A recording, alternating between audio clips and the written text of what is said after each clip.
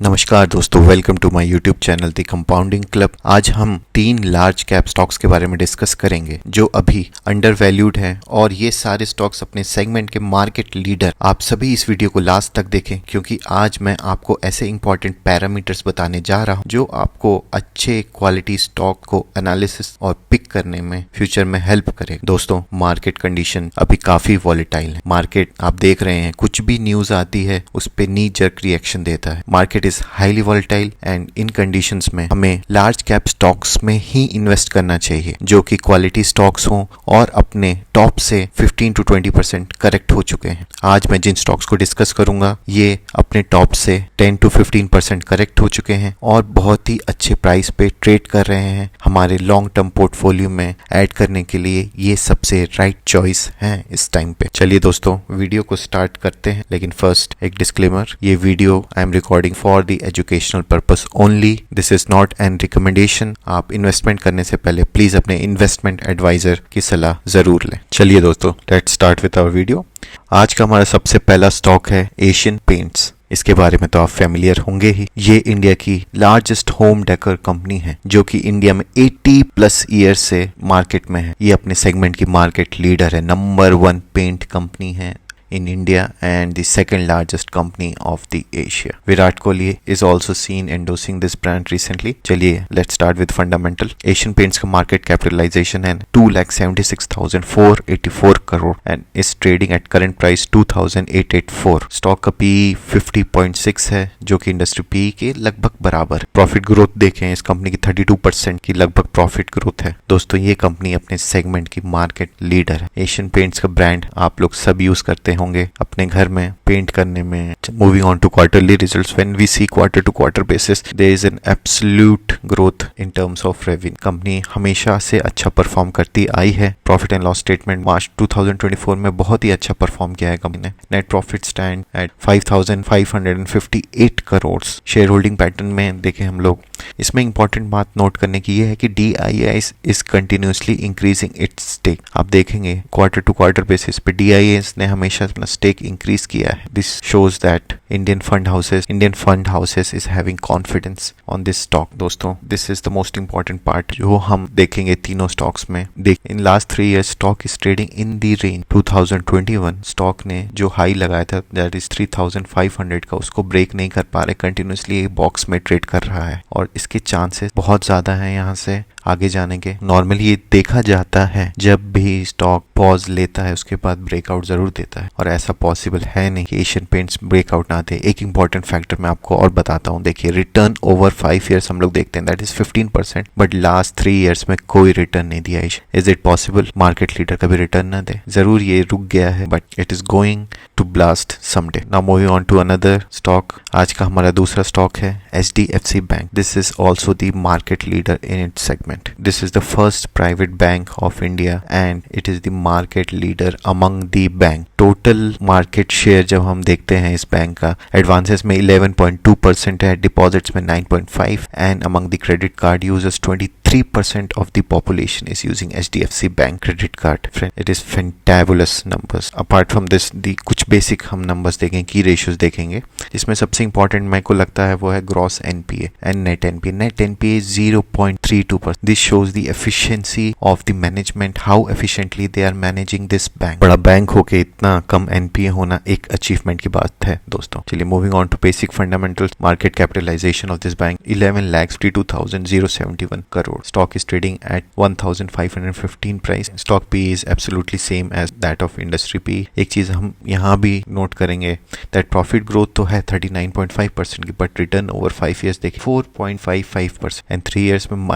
-0.02, मतलब 3 साल में कोई रिटर्न ही नहीं। ये चीज आप नोट करिएगा, ऐसा पॉसिबल नहीं होता है। This is the right time to accumulate a stock. जब स्टॉक अपने बॉटम पे हो और एक्सपेक्टेड हो आने वाले टाइम में रिटर्न देने के, तभी स्टॉक एक्यूमुलेट किया जाता है। दैट्स व्हाई आज मैं इन तीनों तीनों स्टॉक को डिस्कस कर रहे हैं। क्वार्टरली रिजल्ट्स भी देखेंगे, this totally amazing. Quarter to quarter basis पे हमेशा revenue is on the increasing side and net profit is also increasing side. Same हम प्रॉफिट एंड लॉस स्टेटमेंट देखते हैं, ईयर टू ईयर बेसिस पे net profit is also on increasing side and revenue is also on the increasing side. Balance sheet is also fantabulous दोस्तों। Among the shareholding pattern, इसमें भी हम same चीज देख रहे हैं। DIIs, that is our Indian fund houses, are extremely confident on this bank. They are increasing their stake quarter to quarter basis. देखिए दोस्त, छोटी चीजें हैं नोट करने के लिए, but this is what makes money. Chart pattern देखेंगे, आपको लगेगा this is the same chart pattern, but देखिए दोनों एक पर्टिकुलर रेंज में ही ट्रेड कर। एशियन पेंट्स भी एक रेंज में ट्रेड कर रहा था। Same is happening with the HDFC bank. HDFC bank is also trading in a range and it is trading at currently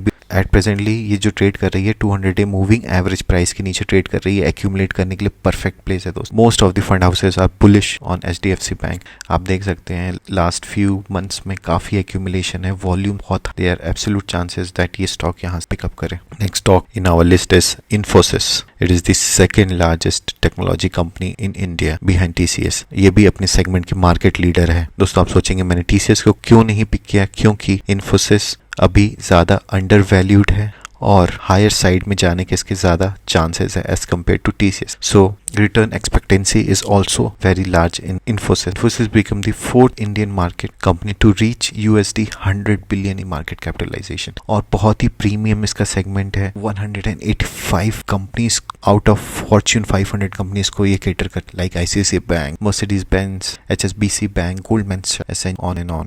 When we look into the fundamental analysis of the Infosys bank, market capitalization is 5,92,250 crore and it is trading at 1,427. Same return over 5 years हम देखेंगे 14%, in last 3 years no return 0.8%. Stock is trading at 22.8 P while जब हम industry P से compare करते हैं stock is under value. Same condition है दोस्तों, तीनों स्टॉक एक जैसे ही मूव कर रहे हैं। रेवेन्यू ग्रोथ है, सेल्स है, प्रॉफिट है, but stock is not moving. The stocks ये कभी भी तो यहाँ से चल और इनके चांसेस जितनी देर ये रुके हैं उतने ज्यादा होते हैं चलने के स्टॉक। और ये लार्ज कैप स्टॉक्स हैं अपने मार्केट सेगमेंट के लीडर्स। जिस दिन ये चले उस दिन आप मानिए निफ्टी देखिएगा कितना ऊपर जाए। और fund houses are also accumulating slowly and steady. का मतलब है दे आर मोर कॉन्फिडेंट और आने वाले टाइम को देखते हुए when we see high volatility in the market, the stock can provide more stability to your portfolio. आपके पोर्टफोलियो को ये स्टेबल बना सकते हैं और एक एक्सपोनेंशियल रिटर्न दे सकते हैं। मैं ये नहीं कहूँगा 100% आप लार्ज कैप में ही इन्वेस्ट करें। रिस्क एपेटाइट जैसा हो आपका उसके अकॉर्डिंगली अपने पोर्टफोलियो में लार्ज कैप स्टॉक्स का परसेंटेज आप डिसाइड करें। नेक्स्ट वीडियो में इसी टॉपिक पे बनाऊंगा जहां मैं आपको हेल्प करूंगा। मैं बताऊंगा कैसे अपने पोर्टफोलियो को डिजाइन किया जाए, हम मार्केट के किसी भी कंडीशंस को झेल सके एज वेल एज मार्केट से हम पूरा प्रॉफिट ले सके। Moving on to quarterly results of Infosys, this is also good. Net profit is also on the increasing side. Similarly profit and loss statement में देखेंगे revenue is increasing, sales is increasing, net profit is increasing but share is not.